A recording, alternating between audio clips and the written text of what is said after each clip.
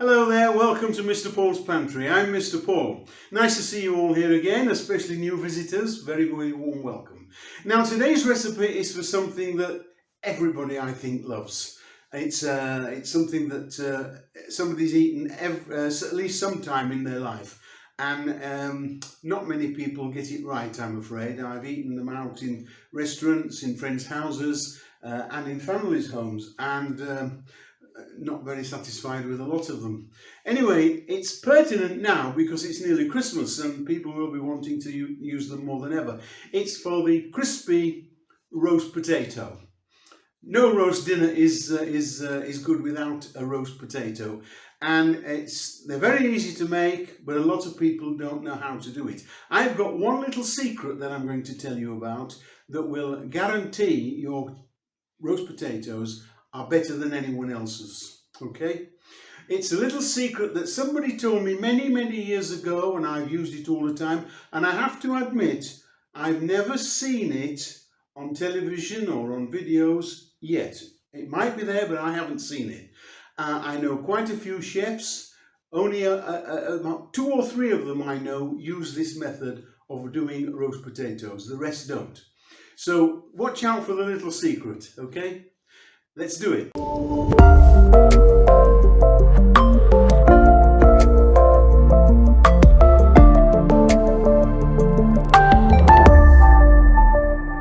make the best roast potatoes. Now the potatoes I've got here, remember I'm in Spain.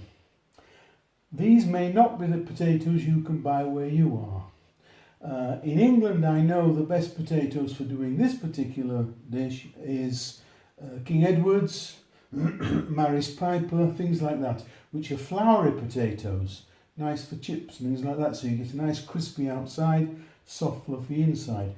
These I'm using here are called Agata. They're not my first choice in Spain. I couldn't get my first choice this week. My first choice is Mona Lisa, which are a much more golden colour than these are. Mona Lisa are the best potatoes for doing this in Spain. In America they might be Yukon Gold or Russet or something like that. I don't know much about American potatoes. I have had a little scrape with them, but excuse the pun. But these are what I'm going to use, and they are a floury potato used for either baking, roasting or chipping, things like that, nice and fluffy inside. So the first thing we've got to do, of course, is to peel the potatoes. We can't do without doing that. So we'll get the peel off there. So here we are, the last one. Now normally if I was peeling other vegetables, these peelings here would be put to one side and I'd use them in when I'm making stock. Do not use potato peelings in a stock, it'll ruin the whole thing.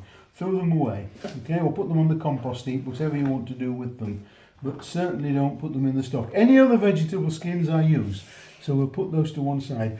Now we come to the actual cutting of the potatoes.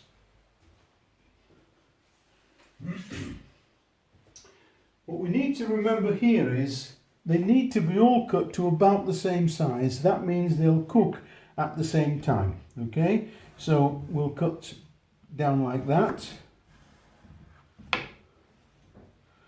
And then I'm going to cut them, I'll probably cut those in 3. About the size of a golf ball or a ping pong ball or something like that. I don't like great big ugly things. So I'm cutting them in half, and then that one might go into 2. It's not too big.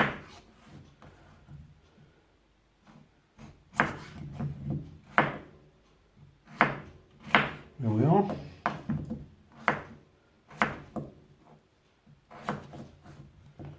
All roughly the same size. In fact, that rule of thumb is something you should do when you're cooking anything really, especially stir frying, Chinese food and things like that. Everything about the same size, then it all cooks at the same time. So these are now going to go into my pot.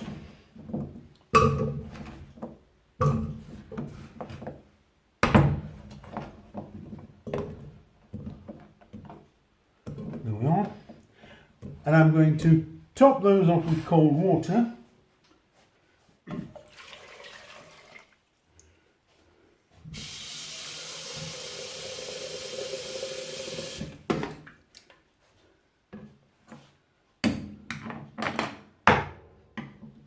Now you need to just cover them with cold water and probably have about, I'll put a little bit more on top of that, sorry. Just about an inch above the top of the potatoes.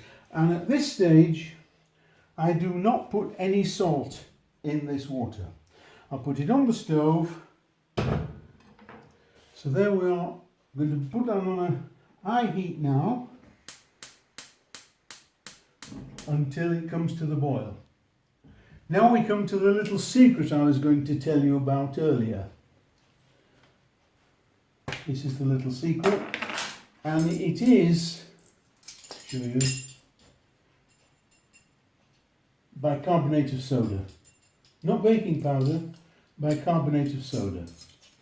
And I'm going to put in a level teaspoon of that into the water.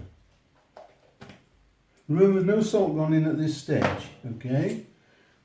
I'm just going to cook them like that. Now what the bicarbonate of soda does, it will soften the outside layer of the potato without you having to boil them to death. I've seen a lot of people tell you to boil potatoes until they're very, very soft before you start putting them in the oven. I've seen them falling apart. It's absolutely useless. This will soften the outside, and I'll show you when we rough them up afterwards, and it will give you the crispiest outside you've ever tasted. This is a secret that I haven't seen used in many, many years. I know one or two chefs that use it, but not everybody I know uses it. So you're privileged now. I'm going to bring that to the boil and then turn it down to a simmer. Now you can just see that starting to come to the boil there. Turn it down slightly, the heat, because we don't want it to rapidly boil and break up the potatoes. It just needs to be moving the top of the water, like you can see that now. I'll just move a bit of the froth out of the way, then you can see it. There you are. That's how it needs to be. So I'm going to put the timer on now, and that will go on for 5 to 6 minutes. I'm setting mine at 6 minutes, depending on the size you've cut your potatoes. And as soon as they're ready, I'll be back.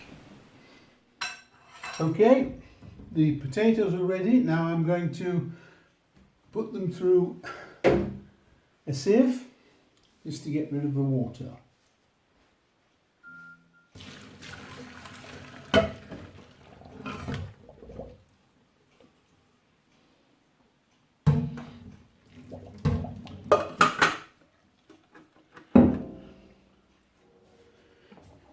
So here I've got my roasting tin, and I'm going to use lard. You can use oil, you can use olive oil, you can use beef dripping, you can use goose fat, whatever you want, but lard is my choice. This is going in the oven now, which is set, by the way, at 220 centigrade. And while my potatoes are drying off, because I want as much moisture to come off those as I can, that will be getting hot. And I'll be back as soon as that's all ready. I'm going to take the colander, put the lid on,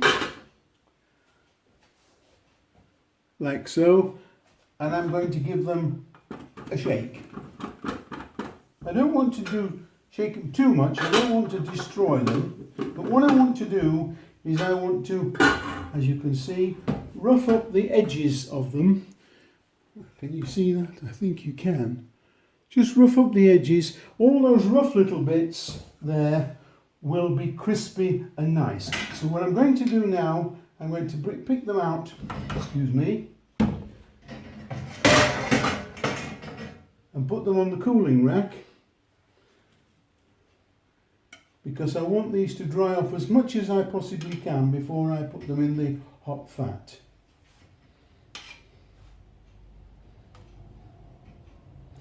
I know this seems like a bit of a fiddle to what you're normally doing with your potatoes, but this can all be done the day before, up to up to this stage. And then you just have to finish them off on Christmas Day in the oven. There we go.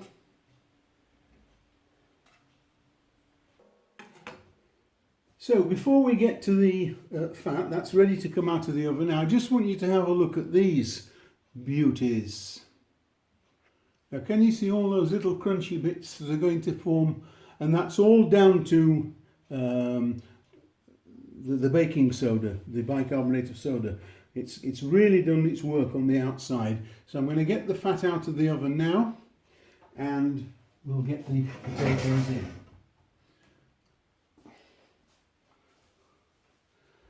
This has been in about 10 minutes.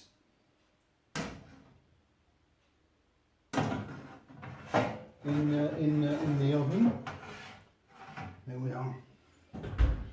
And don't just tip them in, please, whatever you do. You'll break them all up. Just gently, gently pop those in one at a time like that.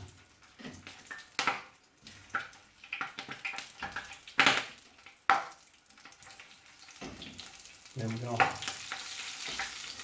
we need to do is just turn them once.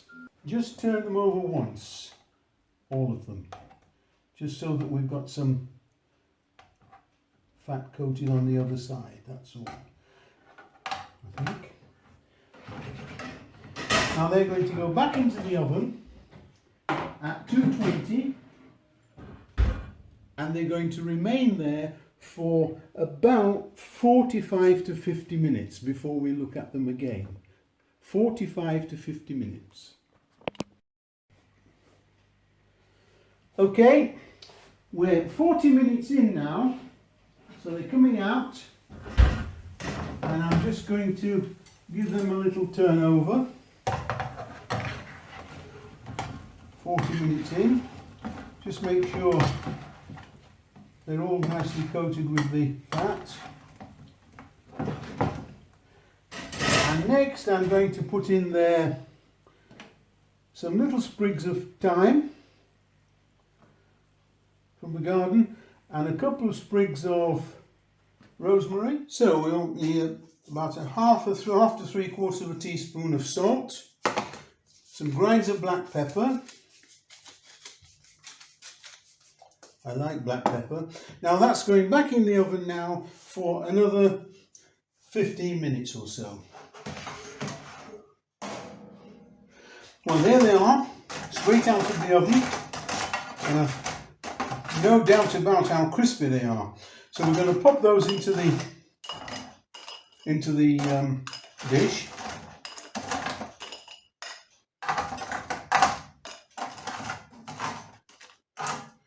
Now I think all they need now,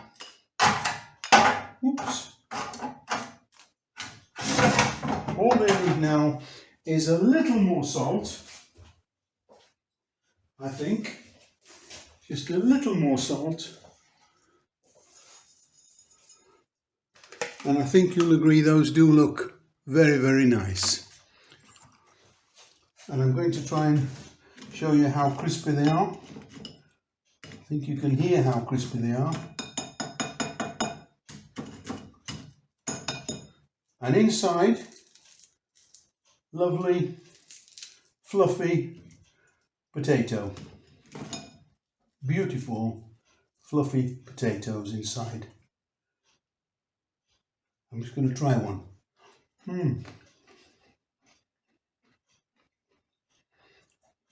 Absolutely delightful.